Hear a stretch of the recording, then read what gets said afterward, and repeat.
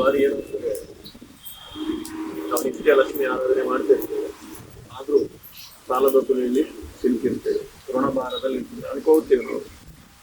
ನಾವು ಲಕ್ಷ್ಮೀ ಪೂಜೆ ಮಾಡ್ತೇವೆ, ನಮಗೆ ಯಾಕೆ ಲಕ್ಷ್ಮಿ ಫಲಿತಾಗ, ಕೆಲವೊಬ್ಬರಿಗೆ ಲಕ್ಷ್ಮಿ ಸಿಗಲ್ಲ. ಆ ಸಮಯದಲ್ಲಿ ಏನ್ ಮಾಡ್ಬೇಕು, ಕುಬೇರನ ಹತ್ರ ಹೋಗಿ, ಯಾರಿಗೆ ಲಕ್ಷ್ಮಿ ಒಲಿಯಲ್ವೋ ಅವ್ರಿಗೆ ಕುಬೇರ ಒಲಿತಾರೆ, ಕುಬೇರ ಯಾರಿಗೆ ಒಲಿಯಲ್ವೋ ಅವ್ರಿಗೆ ಲಕ್ಷ್ಮಿ ಒಲಿತಾರೆ, ಇಷ್ಟೇ ಅರ್ಥ. ಹಾಗಾಗಿ ಕೆಲವೊಂದು ವಿಚಾರಗಳಲ್ಲಿ ಏನಾಗ್ತದೆ, ನಾವು ಎಷ್ಟೆಲ್ಲ ಸಾಧಕರಾಗಿ ದೇವಿಯ ಮತ್ತೆ ದೇವರ ಸಂಪೂರ್ಣ ಪ್ರೀತಿಯನ್ನು ಗಳಿಸಿರ್ತೇವೆ, ಆದರೂ ಸಹಿತ ನಮಗೆ ಅದರದ್ದೇ ಆದ ಶಕ್ತಿ ಸಿಕ್ಕಿರಲ್ಲ. ಅದಕ್ಕೆ ಕಾರಣ ಇಷ್ಟೇ, ನಮ್ಮ ಪ್ರಾರಬ್ಧದಲ್ಲಿ ಆದಂತಹ ಕೆಲವೊಂದು ದೈವದತ್ತವಾಗಿ ಬಂದಂತಹ ದೋಷಗಳು, ಶಾಪಗಳು ಈ ಜನ್ಮದಲ್ಲಿ ನಮ್ಮನ್ನು ಎಲ್ಲಿ ಬೆಂಡ್ ಮಾಡ್ತಾವೆ ಅನ್ನೋದಾದ್ರೆ, ಅಂದ್ರೆ ನಮ್ಮನ್ನು ಎಲ್ಲಿ ಸೋಲಿಸ್ತವೆ ಅನ್ನೋದಾದ್ರೆ, ಸಂಸಾರಿಕ ಜೀವನದಲ್ಲಿ ಒಂದಾಗ್ತದೆ, ಗಂಡ ಹೆಂಡತಿಯ ಮಧ್ಯೆ ಸೋಲಾಗ್ತದೆ. ಎರಡನೇ ವಿಚಾರದಲ್ಲಿ ನಾವು ಮಾಡ್ತಕ್ಕಂತಹ ವ್ಯವಹಾರಗಳಲ್ಲಿ ಸೋಲಾಗ್ತದೆ. ಇನ್ನೊಂದು ವಿಚಾರ ಏನಪ್ಪ ಅಂತಂದ್ರೆ, ನಮ್ಮ ರಕ್ತ ಸಂಬಂಧಿಕರು ನಮಗೆ ಬಲಿಯಾಗಿ ನಿಂತುಕೊಂಡು ಎಲ್ಲಾ ರೀತಿಯ ಅಡೆತಡೆಗಳನ್ನ, ಸಮಸ್ಯೆಗಳನ್ನ ಒಡ್ಡಿ ಮತ್ತೆ ಋಣಬಾಧೆಗೆ ಸಿಲುಕುವ ಹಾಗೆ ಮಾಡ್ತಾರೆ. ಋಣಭಾರ ಅಂದ್ರೆ ಸಾಲ ಅಂತ ಅರ್ಥ. ಆ ಋಣಭಾರ ಎಲ್ಲಿಂದ ಬರ್ತದೆ ಅಂದ್ರೆ, ಕುಜನ ಶಾಪ ಅಲ್ಲಿಂದನೇ ಶುರುವಾಗ್ತದೆ. ಹಾಗಾಗಿ ಎಲ್ಲಾ ಋಣಭಾರಗಳಿಂದ ನಾವು ಇವತ್ತು ಮುಕ್ತಿ ಹೊಂದಬೇಕು. ಇವತ್ತು ಆ ಕುಬೇರನಿಗೆ ಪ್ರೀತಿಯಾಗಿ ಮತ್ತೆ ಆ ಮಹಾಲಕ್ಷ್ಮಿಗೆ ಪ್ರೀತಿಯಾಗಿ ನಾವು ಎರಡರನ್ನೂ ಸಹಿತ ವಿಶೇಷವಾಗಿ ಪ್ರಾರ್ಥನೆ ಮಾಡ್ತಾ ಇದ್ದೇವೆ. ಇಲ್ಲಿ ಆ ಮೂಲ ಕ್ಷೇತ್ರದಲ್ಲಿ ಇರತಕ್ಕಂಥ ದುರ್ಗಾ ಪರಮೇಶ್ವರಿ ಲಕ್ಷ್ಮೀ ಸ್ವರೂಪಗಳು ಹೌದು, ತಾಯಿ ಸ್ವರೂಪಗಳು ಹೌದು, ಶಕ್ತಿ ಸ್ವರೂಪಗಳು. ಹಾಗಾಗಿ ನಾಗದೇವರಾದರೂ ಸಹಿತ ಅಖಂಡ ಐಶ್ವರ್ಯಗಳನ್ನ ಕಾವಲಾಗಿಟ್ಟುಕೊಂಡು ಇಡೀ ಬ್ರಹ್ಮಾಂಡದಲ್ಲಿ ಇರತಕ್ಕಂಥ ಸರ್ವ ಸಂಪತ್ತಿಗೆ ಒಡೆಯನಾದಂತಹ ನಾಗದೇವನು ಆದಿಶೇಷನು ಸಹಿತ ನಮಗೆ ರಕ್ಷಣೆಗೆ ಬಂದು ನಿಂತ್ಕೋಬೇಕು. ಮತ್ತೆ ಕ್ಷೇತ್ರನಾಥರಾದಂಥ ಭೈರವರು ಸಹಿತ ನಮ್ಮ ಎಲ್ಲಾ ಶತ್ರು ಬಾಧೆಗಳನ್ನ, ಎಲ್ಲಾ ಶತ್ರು ನಾಶವನ್ನು ಮಾಡಿ ನಮ್ಮ ದೇಹದಲ್ಲಿ ಇರ್ತಕ್ಕಂತಹ, ಮನಸ್ಸಲ್ಲಿರ್ತಕ್ಕಂತಹ ಯಾವುದೇ ಕ್ಲೇಶಗಳಿದ್ರೂ ಸಹಿತ ಅದನ್ನು ದೂರ ಹೋಗ್ಬೇಕು. ಮತ್ತೆ ನಮಗೆ ಸಂಬಂಧಪಟ್ಟ ಹಾಗೆ ಏನೆಲ್ಲ ಇಹ ಜನ್ಮದಲ್ಲಿ ನಾವು ಕೆಲವೊಂದು ಪುಣ್ಯವನ್ನ ಪಡ್ಕೊಂಡು ಬಂದಿದ್ದೇವೆ, ಆ ಪುಣ್ಯವನ್ನ ಪಡ್ಕೊಂಡು ಬಂದಿರೋದಕ್ಕೆ ಅಷ್ಟನ್ನಾದ್ರೂ ನಮಗೆ ಈ ಜನ್ಮಕ್ಕೆ ಶೀಘ್ರ ದಯಪಾಲಿಸಬೇಕು. ಏನೆಲ್ಲ ತಪ್ಪುಗಳಾಗಿದೆ, ಇನ್ಮೇಲೆ ಆ ತಪ್ಪುಗಳು ಆಗದೇ ರೀತಿಯಲ್ಲಿ ನಾವು ಸರಿಪಡಿಸ್ಕೊಂಡು ನಮ್ಮದೇ ಆದ ರೀತಿಯಲ್ಲಿ ನಾವು ಸೇವೆಯನ್ನು ಮಾಡ್ಕೊಂಡು ಹೋಗ್ತೀವಿ ಅನ್ನೋದ್ರಲ್ಲಿ ಒಂದು ಪ್ರಾರ್ಥನೆಯನ್ನಿಟ್ಟು ಅದನ್ನು ನಾವು ಸರಿಯಾದ ಮಾರ್ಗದರ್ಶನದಲ್ಲಿ, ಒಂದು ಗುರುವಿನ ಮಾರ್ಗದರ್ಶನದಲ್ಲಿ, ಸದ್ಗುರುವಿನ ಮಾರ್ಗದರ್ಶನದಲ್ಲಿ ನಾವು ಇವತ್ತೊಂದು ಕೆಲಸವನ್ನು ಮಾಡ್ತಾ ಇದ್ದೇವೆ. ಇದರ ಸಂಪೂರ್ಣ ಫಲ ಅಪ್ಪಾಜಿಯವರು ಮಕ್ಕಳಿಗಾಗಿಯೇ ಕೊಡ್ತಾ ಇದ್ದಾರೆ. ಇದನ್ನ ಮಕ್ಕಳು ಸಹಿತ ಅದನ್ನ ಸ್ವೀಕಾರ ಮಾಡಿ, ನಾನು ತಾಯಿ ಹತ್ರ ಅರಿಕೆ ಮಾಡ್ಕೊಂಡಿರೋದಂತೆ. ಯಾಕಂದ್ರೆ ನಿನ್ನೆ ರಾತ್ರಿಯಿಂದ ಅಪ್ಪಾಜಿಯವ್ರದ್ದು ಅಹೋರಾತ್ರಿ, ಇಡೀ ರಾತ್ರಿ ಜಪ ಅನುಷ್ಠಾನ ನಡೀತಿದೆ. 48 ದಿನ ಇರ್ತದೆ. ಈ 48 ದಿನಗಳಲ್ಲಿ ಎಲ್ಲಾ ಏನು ಈ ಸೇವೆಯಲ್ಲಿ ಪಾಲ್ಗೊಂಡು ಅದರದ್ದೇ ಆದ ಕರ್ಮಾಂಗಗಳನ್ನು ತೀರಿಸ್ಕೊಂಡು ಏನು ಸೇವೆ ಮಾಡ್ಕೊಳ್ತಿದ್ದೀರ, ಅದಕ್ಕೆ ಸಂಬಂಧಪಟ್ಟ ಹಾಗೆ ಎಲ್ಲದೂ ಮಕ್ಕಳಿಗೋಸ್ಕರನೇ ಅಪ್ಪಾಜಿಯವರು ರಾತ್ರಿ ಎಲ್ಲ ಸಾಧನೆಯಲ್ಲಿ ಕೂತ್ಕೊಳ್ತಿದ್ದಾರೆ. ಇದಕ್ಕೆ ಸಂಬಂಧಪಟ್ಟ ಹಾಗೆ ಏನೆಲ್ಲ ಇದ್ರೂ ಸಹಿತ ನಿಮ್ಮ ವೈಯಕ್ತಿಕ ಸೇವೆಯನ್ನ ಮಾಡಬಹುದು. ಅಪ್ಪಾಜಿಯವರಿಗೆ ನಿತ್ಯ ನೈವೇದ್ಯಕ್ಕೆ ಬೇಕಾಗಿ, ಹೋಮಕ್ಕೆ ಬೇಕಾಗಿ, ಮತ್ತೆ ಅಪ್ಪಾಜಿಯವರ ಒಂದು ಏನಾದರೂ ಸೇವೆಯಲ್ಲಿ ಬೇಕಂತ ಕೇಳಿದ್ರು ಸಹಿತ ಅದಕ್ಕೆ ನಾವು ತಿಳಿಸ್ತೇವೆ. ಏನೆಲ್ಲ ಬೇಕು ನಿಮ್ಮ ವೈಯಕ್ತಿಕವಾಗಿ ಬಂದು, ಯಾರಿಗೂ ಬಲವಂತ ಇಲ್ಲ, ಯಾರಿಗೂ ನೀವು ಅದು ಮಾಡ್ರಿ ಇದು ಮಾಡ್ರಿ ಅಂತ ಯಾವತ್ತೂ ಈ ಕ್ಷೇತ್ರದಲ್ಲಿ ಯಾರನ್ನೂ ಕೇಳೋದೊಂದೇ, ನಿಮ್ಮ ಕರ್ಮಕ್ಕೆ ಅನುಸಾರವಾಗಿ ಅದನ್ನು ತೀರಿಸ್ಕೊಳ್ಳಿ ಅಂತ.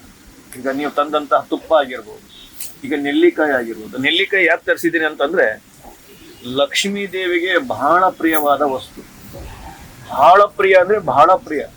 ಅದನ್ನ ಹಿಂದೆ ಶಂಕರಾಚಾರ್ಯರು ಅವರ ಒಂದು ಕಾಲಘಟ್ಟದಲ್ಲಿ ಏನಾಗಿತ್ತು ಅಂದ್ರೆ, ಒಂದು ಕಥೆ ಬರ್ತದೆ, ಎಲ್ಲರೂ ತಿಳಿದಿರಬಹುದು, ಕೇಳಿರಬಹುದು.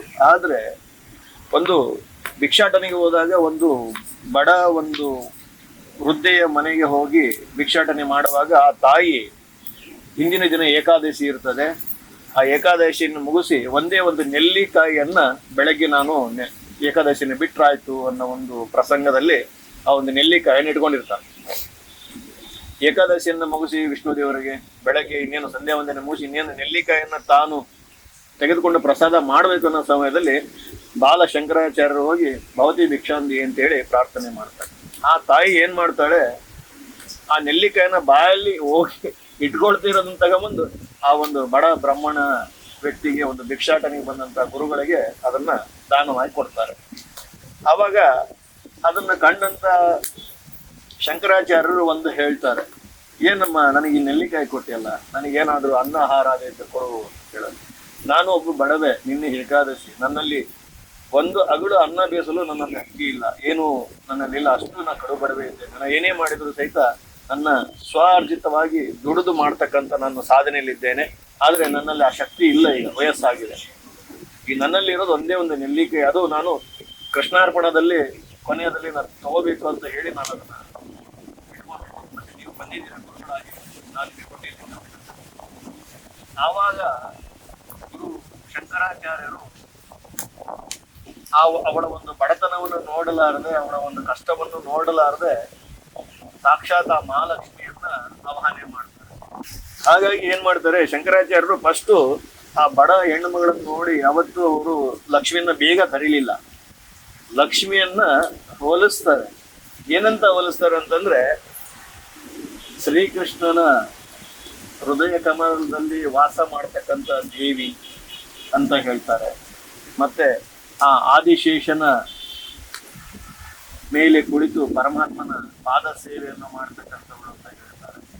ಮತ್ತೆ ಕೆಲವೊಂದು ಬಾರಿ ಅವರನ್ನ ಲಕ್ಷ್ಮೀ ದೇವಿ, ನೀನು ಆ ಸಾಕ್ಷಾತ್ ವಿಷ್ಣು ದೇವನ ಕಾಮನೆಗಳನ್ನು ಈಡೇರಿಸುವಂತಹ ಜಗದಲ್ಲಿ ಅಂತ ಹೇಳ್ತಾರೆ. ಮತ್ತೆ ಇಡೀ ಬ್ರಹ್ಮಾಂಡಕ್ಕೆ, ಎಲ್ಲ ಜಲಚರ ಜೀವರಾಶಿಗಳಿಗೂ ಸಹಿತ ನಿನ್ನದೇ ಆದ ಶಕ್ತಿಯನ್ನು ತುಂಬಿ ರಕ್ಷಣೆ ಮಾಡುವಂತ ಶಕ್ತಿ ನಿನ್ನಲ್ಲಿದೆ ತಾಯಿ. ಈ ಒಂದು ಬಡ ಹೆಣ್ಣು ಮಗಳಿಗೆ ಏನೆಲ್ಲ ಬೇಕಾಗಿದೆ ಅದ್ ನಾನು ಕೇಳಲ್ಲ, ನಿನಗೆ ಗೊತ್ತಿದೆ ಅಂತ ಹೇಳಿ ಅವಾಗ ಕನಕದಾರ ಹೇಳ್ತಾರೆ. ಆ ಕನಕದಾರದ ಶ್ಲೋಕವನ್ನ ಯಾವ ರೀತಿ ಹೇಳ್ತಾರೆ ಅಂದ್ರೆ, ಒಂದು ಮಗು ಹಸುದು ತನ್ನ ತಾಯಿಯನ್ನ ಕರೆಯುವಾಗ ಆ ಕಣ್ಣೀರಿನ ಬಾಧೆಯಲ್ಲಿ ಹೇಗಿರುತ್ತೋ ಹಾಗೆ ಆ ತಾಯಿಯನ್ನ ಶ್ಲೋಕ ಮಾಡ್ತಾರೆ. ಆ ಶ್ಲೋಕವೇ ಇವತ್ತು ಕನಕದಾರ ಅಂತ ಹೇಳ್ತಾರೆ. ಅದು ಕನಕದಾರ ವಸ್ತು ಪ್ಯಾರ ಅಲ್ಲ, ಅದರಲ್ಲಿ 4 ಸಾಲುಗಳು ಮಾತ್ರ ಕನಕದಾರ. ಆ 4 ಸಾಲುಗಳನ್ನು ಹೇಳಿದ್ರೆ ಸಾಕು. ಅದರಲ್ಲಿ 18 ಅಧ್ಯಾಯ 18 ಭಾಗಗಳು ಬರ್ತದೆ. ಆದ್ರೆ 18 ಭಾಗಗಳಿಲ್ಲ, ಒಂದೇ ಭಾಗ, ಅದು ಎಂಟನೆಯ ಭಾಗವೇ ಕನಕದಾರ. ನಿಜವಾದ ಕನಕದಾರ 8ನೇ ಭಾಗ. ಆ 8ನೇ ಭಾಗವನ್ನು ಅಲ್ಲಿ ಹೇಳ್ತಾರೆ. ಅವಾಗ ಆ ತಾಯಿ ಈ ನೆಲ್ಲಿಕಾಯಿಗಳನ್ನ, ಬಂಗಾರದ ನೆಲ್ಲಿಕಾಯಿಗಳನ್ನ ಆ ಮಡಲಿಯ ಕ್ಷೀರದಲ್ಲಿರುತ್ತ ಅದು ರಾಶಿಯಾಗಿ ಬೀಳೋ ಹಾಗೆ ಅಸ್ತು ಮಾಡ್ತಾರೆ. ಅಂದ್ರೆ ಅಷ್ಟೊಂದು ಬಂಗಾರದ್ದೇ ನೆಲ್ಲಿಕಾಯಿಗಳನ್ನ ಸುರಿಸ್ತಾರೆ. ಆದ್ರೆ ಅಷ್ಟೆಲ್ಲ ಸುರಿಸಿದ್ರು ಸಹಿತ ಆ ಶಂಕರಾಚಾರ್ಯರು ಏನ್ ಮಾಡ್ತಾರೆ, ಅವಳನ್ನೆಲ್ಲವನ್ನು ತಗೊಳಲ್ಲ. ಯಾವುದನ್ನು ತಗೊಳದೆ ಅದನ್ನ ಆ ಒಂದು ವೃದ್ಧೆ ಹೆಣ್ಣು ಮಗಳಿಗೆ ಕೊಟ್ಟು ಮತ್ತೆ ತಾಯಿಯನ್ನ ಸಂತೃಪ್ತಿ ಮಾಡಿಸ್ತಾರೆ. ದೇವಿಯು ನೀನೆ, ದೈವವು ನೀನೆ, ಮತ್ತೆ ಇಡೀ ಸಕಲ ಜೀವರಾಶಿಯಲ್ಲಿ ಇರ್ತಕ್ಕಂಥ ಶಕ್ತಿಯು ನೀನೆ, ನಿನ್ನಿಂದನೇ ಅಷ್ಟು ಅಂತ ಹೇಳಿ, ಸೃಷ್ಟಿಯ ಅಂತ್ಯ ಆದ್ಯ ಮತ್ತೆ ಎಲ್ಲ ನೀನೇ ಅಂತ ಹೇಳಿ, ಮತ್ತೆ ಇಡೀ ಬ್ರಹ್ಮಾಂಡದ 3 ಲೋಕಗಳಲ್ಲಿರ್ತಕ್ಕಂತಹ ಬ್ರಹ್ಮ ವಿಷ್ಣು ಮಹೇಶ್ವರರ ಹೃತ್ಕಮಲದಲ್ಲೂ ವಾಸಿಸುವಂತ ಶಕ್ತಿಯು ನೀನೆ, ಮತ್ತೆ ಇಡೀ ಏನು ಪ್ರಪಂಚದಲ್ಲಿ ಇರ್ತಕ್ಕಂಥ ಎಲ್ಲಾ ಲೋಕಗಳಲ್ಲಿ ಇರ್ತಕ್ಕಂಥ ಎಂಥದೇ ಜೀವರಾಶಿಗಳು ಕೊಟ್ಟಂತ ಶಕ್ತಿಯು ನೀನೆ ಅಂತ ಹೇಳಿ ಅವಳನ್ನು ಹೊಗಳ್ತಾರೆ. ಅವಾಗ ತಾಯಿ ಪ್ರಸನ್ನರಾಗಿ ಸೃಷ್ಟಿಯಾಗ್ತಾರೆ. ಆ ಕನಕದಾರಿಯಲ್ಲಿ ಆದಂತಹ ಈ ಒಂದು ನೆಲ್ಲಿಕಾಯಿಗಳನ್ನು ನಾವಿವತ್ತು ಏನ್ ಮಾಡ್ತಿದ್ದೇವೆ, ಯಾರ್ಯಾರು ಈ ಕುಬೇರ ಮತ್ತೆ ಲಕ್ಷ್ಮಿ ಯಂತ್ರ ತಗೊಳ್ತಾ ಇದ್ದೀರ ಅವರಿಗೆ ಅವರ ಕೈಯಿಂದಲೇ ತರಿಸ್ತಾ ಇದ್ದಾರೆ. ಯಾಕೆ ತರಿಸ್ತಿದ್ದಾರೆ ಅಂದ್ರೆ ಅವರಿಗೆ ಆ ಶಕ್ತಿ ಸಿಗಲಿ ಅಂತ. ಯಾಕೆಂದ್ರೆ ಯಾರು ನೆಲ್ಲಿಕಾಯಿನ ಹೋಮಕ್ಕೆ ಬಳಸಲ್ಲ, ಇವತ್ತು ನಾವು ಬಳಸ್ತಾ ಇದ್ದೇವೆ. ಕಾರಣ ಇಷ್ಟೇ, ನಮಗೆ ತಾಯಿ ಏನೆಲ್ಲ ಕೊಟ್ಟಿದ್ದಾಳೆ ನನಗೆ ಗೊತ್ತಿಲ್ಲ, ನನಗೆ ಏನ್ ಮಂತ್ರ ಹೇಳಕ್ ಬರುತ್ತೋ ಗೊತ್ತಿಲ್ಲ. ಆದ್ರೆ ಈ ನೆಲ್ಲಿಕಾಯನ್ನ ತಾಯಿಯ ಮಡಿಲಿಗೆ, ತಾಯಿಗೆ ಪ್ರೀತಿಯಾಗಿ ನಾನು ಅದಕ್ಕೆ ತಾಯಿಗೆ ಉಣ ಬಡಿಸುವ ಕೆಲಸವನ್ನು ಮಾಡಿಸ್ತೇನೆ. ಹಾಗಾಗಿ ಇವತ್ತು ನಾನು ಮಾತಾಡ್ತಿದ್ದೇನೆ, ಯಾವಾಗೂ ಮಾತಾಡಿಲ್ಲ ಹೋಮದಲ್ಲಿ, ನಿಮ್ಗೆಲ್ಲರಿಗೂ ಗೊತ್ತಿದೆ, ಯಾವಾಗ್ಲೂ ಮೌನವೇ. ಆದ್ರೆ ಇವತ್ತು ಮಾತಾಡ್ತಿದ್ದೇನೆ, ಕಾರಣ ಇಷ್ಟೇ, ಇದನ್ನು ತಿಳಿಸ್ಬೇಕು ಅಂತ. ಇದರ ಮಹತ್ವ ಏನಪ್ಪಾ ಅಂತಂದ್ರೆ, ಆ ತಾಯಿ ಲಕ್ಷ್ಮೀ ದೇವಿಯ ಪ್ರಿಯವಾದ ಈ ಒಂದು ನೆಲ್ಲಿಕಾಯಿಯನ್ನು ಯಾರು ಪ್ರತಿ ಶುಕ್ರವಾರ ಗೋಧೂಳಿ ಸಮಯದಲ್ಲಿ ಸಂಜೆ ತಮ್ಮ ಮನೆ ದೇವರಿಗೆ ಒಂದು ತುಪ್ಪದ ದೀಪವನ್ನು ಹಚ್ಚಿ, ತಮ್ಮ ಯಥಾಶಕ್ತಿಯಲ್ಲಿ 1 ಆದ್ರೆ 1, 5 ಆದ್ರೆ 5 ಆ ದೇವಿಗೆ ಜೇನುತುಪ್ಪ ಮತ್ತೆ ತುಪ್ಪದ ಸಮೇತ ಅವಳಿಗೆ ನೈವೇದ್ಯ ಮಾಡ್ತಾರೋ ಅವತ್ತು ಆ ತಾಯಿಯಾಗಿ ನೆಲೆಸ್ತಾರೆ, ಅದನ್ನು ಸ್ವೀಕಾರ ಮಾಡ್ತಾರೆ. ಹಾಗಾಗಿ ಇದನ್ನ ಇವತ್ತು ನಾನು ನೀವೇ ತಂದಂತಹ ಪದಾರ್ಥಗಳಿದಾವೆ. ಅದರಲ್ಲಿ ಆ ಜೇನುತುಪ್ಪ ಹೊಂದಿದೆ. ಆ ಜೇನುತುಪ್ಪ ಮತ್ತೆ ತುಪ್ಪದಲ್ಲಿ ಎತ್ತಿ ನಾನು ತಾಯಿಗೆ ಅಭಿಷೇಕ ಕೊಡ್ತೇನೆ. ಅಂದ್ರೆ ತ್ರಿಮಧುರದಲ್ಲಿ ಮಿಕ್ಸ್ ಮಾಡಿ ಕೊಡ್ತೇನೆ. ಹಾಗಾಗಿ ಆ ತಾಯಿ ಇದನ್ನ ಬಲು ಪ್ರೀತಿಯಿಂದ ಸ್ವೀಕಾರ ಮಾಡಿ ನಿಮ್ಮ ಮನಸ್ಸಿನ ಬಯಕೆಗಳನ್ನ ಆದಷ್ಟು ಬೇಗ ತೀರಿಸ್ಲಿ ಅಂತ ಹೇಳಿ ನಾನು ದಿನ ಜಗನ್ಮೇಲೆ ಒಂದು ಪ್ರಾರ್ಥನೆ ಮಾಡ್ತಾ ಇದ್ದೇನೆ. ಈ ಒಂದು ಪ್ರಾರ್ಥನೆಗೆ ತಾಯಿ ಹೋಗೊಟ್ಟು ಈ ಮಗ ಮಾಡ್ತಕ್ಕಂಥ ಸಣ್ಣದಾದ ಒಂದು ಕೆಲಸದಲ್ಲಿ ಅಖಂಡವಾದ ಶಕ್ತಿಯನ್ನು ಮಕ್ಕಳಿಗೆಲ್ಲ ದಯಪಾಲಿಸ್ಲಿ ಅಂತ ಹೇಳಿ ಈ ಅಪ್ಪಾಜಿಯವರ ಒಂದು ಪ್ರಾರ್ಥನೆ ಮಾಡಿ, ಯದ್ಭಾವಂ ತದ್ಭವತಿ, ಯಥಾಶಕ್ತಿ ತಥಾ ಭಕ್ತಿಯಲ್ಲಿ ಒಂದು ಪ್ರಾರ್ಥನೆಯನ್ನ ಮಾಡ್ತಾ ಇದ್ದೇನೆ, ಒಂದು ಸೇವೆಯನ್ನ ಮಾಡ್ತಾ ಇದ್ದೇನೆ. ಇದನ್ನ ಆ ತಾಯಿ ಸ್ವೀಕಾರ ಮಾಡಿ ಎಲ್ಲರಿಗೂ ಇಷ್ಟಾರ್ಥಗಳನ್ನ ಬೇಗ ಬೇಗ ನೀಡಲಿ ಅಂತ ಹೇಳೋದು ಸಂಕಲ್ಪ.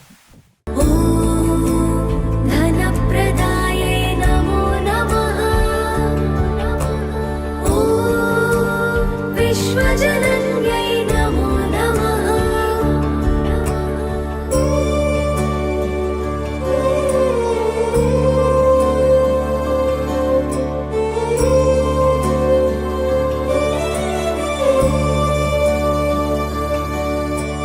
ॐ महालक्ष्मै नमो नमः। ॐ विष्णुप्रियायै नमो नमः।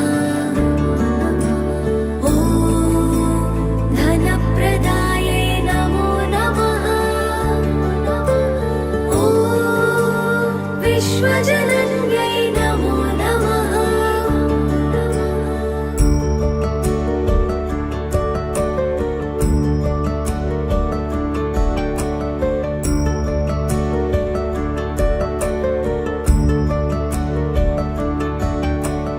ॐ महालक्ष्मै नमो नमः। ॐ विष्णुप्रियायै नमो नमः।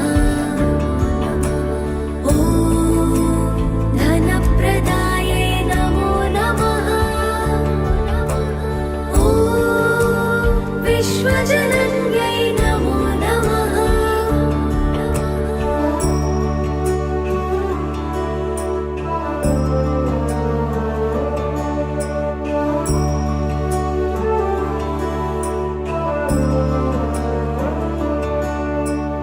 ॐ महालक्ष्मै नमो नमः। ॐ विष्णुप्रियायै नमो नमः।